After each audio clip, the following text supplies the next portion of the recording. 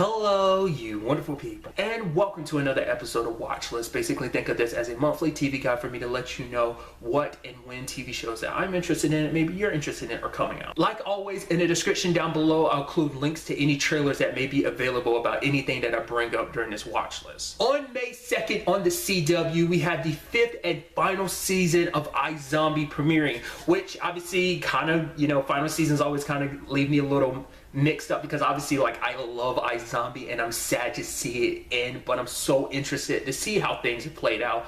Liv's story has taken a very interesting turn. Like, the world of iZombie has taken a lot of interesting turns over the years, and I'm curious to see how it all concludes, not just for Liv, but everyone that's in her lives, especially where everything is. Like, everything's kind of good for everyone in her lives, and obviously, Liv is still kind of going through things, but I think she's found her place, continuing to do what she's always done, help people. So I'm curious at the end of this. There's always been a thought, how will this end for Liv? Will she stay human? Will she stay zombie? Currently, it seems like she may be staying zombie, but that's ultimately what we're going to have to wait and see how, the series ends up finishing out. But I'm curious to see what stories we come across and just what craziness that ends up in Liv's life in this final season. So, and I bring this up every time I bring up iZombie. If you've never seen iZombie, you need to change it. It's such a good show. Like I said, it's not your typical zombie show. They do a lot of interesting things. I mean, if you want to, you can literally binge on the first 4 seasons on Netflix. On May 6th on Netflix, there's this show called Abyss, which is interesting. It's this kind of like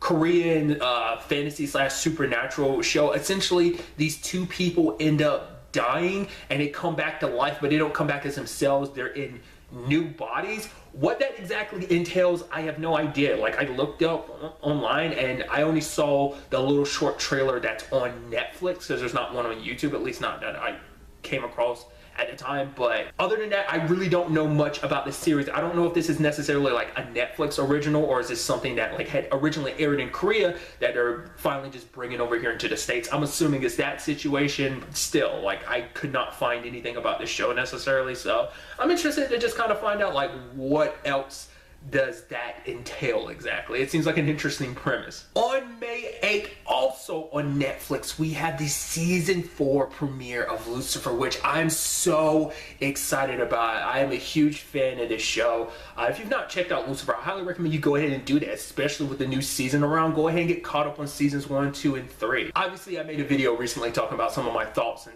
theories going into this 4th season, but obviously, if you've not seen the trailer, some very interesting things got presented about this season, so I'm curious to see, where everything stands. In particular, Lucifer and Chloe. I think, obviously, if you've seen the trailer, this is going to be a very challenging season for them in many different regards, and I'm interested to see where everything kind of ends up landing. I'm also going to note that, obviously, because it is Netflix, it is a shorter season, so it's only going to be 10 episodes. I kind of add that in there because obviously Lucifer, when it was on Fox, had longer seasons. In particular, 2 and 3 were kind of fairly long, so just throwing that out there. On May 10th on ABC, we have the season 6 premiere of Marvel's Agents of S.H.I.E.L.D, which I'm so excited about. If you are not caught up with Agents of S.H.I.E.L.D, obviously, some stuff went down, some development, and I'm trying not to get into spoilers, but it's stuff related to Coulson. I'm curious to see, because I saw some stuff from a trailer. Obviously, I won't talk about it because of the spoiler reasons, in case you were trying to avoid it yourself, but it's there's definitely some interesting stuff. Obviously, I'm curious to see what the team who they're going up against this season, what their story entails, because obviously there's a lot of stuff that's happening post-Infinity War, technically Endgame, because obviously Endgame is out by the time I'm recording this, but I wonder, will there be, because, Agents of S.H.I.E.L.D. tends to kind of tie in the movies to a certain extent, even though it doesn't work the other way, it does work that way, so I'm curious to see, will that have any effect on Agents of S.H.I.E.L.D. or not. I'm really interested to see what they have planned for this season, especially, like I said, just the way season 5 ended. I should also note that this season of Agents of S.H.I.E.L.D. is going to be on the shorter end. It's apparently only going to be 13 episodes, which is kind of a bummer, but what can you do? And on May 23rd on CBS, we have the 7th and apparently final season of Elementary premiering, which, yeah, I only recently found that out, that this next season is going to be last, which I guess when you look at the way season 6 played out, once again, no spoilers and stuff like that, you can tell, obviously, there were big changes for Joan and Sherlock. So I'm interested to kind of like dive into those changes a little bit and see where the story takes them, how everything, you know, how they plan to wrap this whole thing up. It's once again, it's that thing of like, it's sad to see things go, you know. It's just, especially this show, because I loved it. Like, this is my deepest dive into Sherlock Holmes.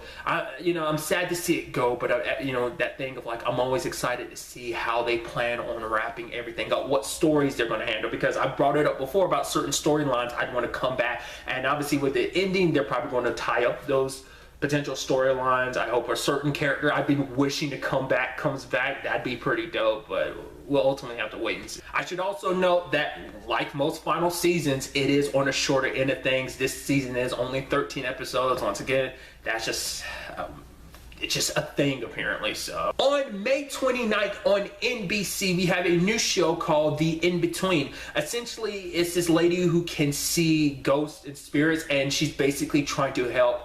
She helps a local police end up solving crimes. I guess like something I kept seeing kind of compared it to was like Ghost Whisperer, which I don't know if she ever worked with the cops or not, so that might be a difference there. But even then, it's like, that's a show I'm not that familiar with. I caught bits and pieces, but I guess that's the closest comparison to make. So it seems very interesting, because it doesn't seem like it's just like a, oh, it's all friend. It's like, no, it seems like there's like obviously a dark aspect to it, because obviously like seeing spirits and stuff like that is something that it does seem like it does take its toll on her, maybe physically, but it seems like it probably takes its toll on her mentally. And I'm curious to kind of see what it ends up being about, like how she even got this ability in the first place, you know, exactly how her whole like seeing spirits thing exactly works. An interesting person to note in the show is Paul Blackthorne. Like, if you're unfamiliar, you know, for a long time he played Quentin Lance on Arrow. So I'm like, dude, that's so cool. And he's also using his natural accent too. I thought that was kind of pretty dope. I was like, hey, you're not doing an American accent. And on May 31st on Prime Video, we have the mini-series Good Omens, which is interesting. It seems like a very like fun, interesting series. Essentially, an angel and a demon have to work together, because basically the Antichrist is on Earth, and they're basically trying to stop the apocalypse happening. I guess it's like some people didn't do their job, and the apocalypse is basically happening, and it's kind of up to these unlikely allies to kind of work together and stop everything. Like, this is just me piecing together what I remember seeing from the trailer. It's been a little while, but it seemed kind of, you know, interesting. So some interesting things about it. One, it has David Tennant in it, which that's awesome. But also, it's based on a book that Neil Gaiman wrote, which obviously, like, he wrote the American Gods, the book that the TV show is based on. He also wrote, I think, Sandman comic books, which is where Lucifer, the comic book, came from, like the same character, which the TV show Lucifer is based off of that. So it's just kind of interesting. I was talking about Lucifer earlier, and now I'm talking about Good Omens. It's just interesting. Also, if you've never looked up his, like, you know, what books he's written, it's like, holy crap. Like, when you look at like how much of the stuff he's written got adapted into stuff and stuff, it's actually kind of fascinating when you see like what stuff he's associated with. But getting back to what I was saying, I kind of went on a bit of a tangent.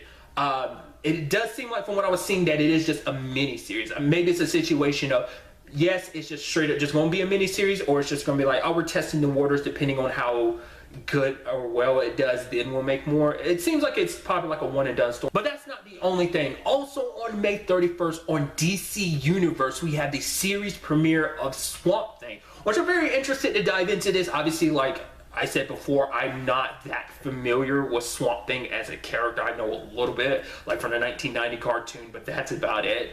So I'm interested to check this out, especially, and I've talked about this recently in a video, which hasn't come out yet, but it will come out at the time of me recording. It's coming out today. It seems like it's a bit of a horror series, which is kind of interesting. So I'm curious to see like how they kind of go about handling that. And so that brings this month's watch list to an end. Like always, if there's something that's coming out that you like, that you're aware of, that maybe I wasn't aware of, that you think maybe me or someone else might like, don't be afraid to leave it in the comments down below. But really, that's all I want to talk about today. Next time we meet, be happy, be safe, live life to the fullest, and enjoy it. Good day and goodbye.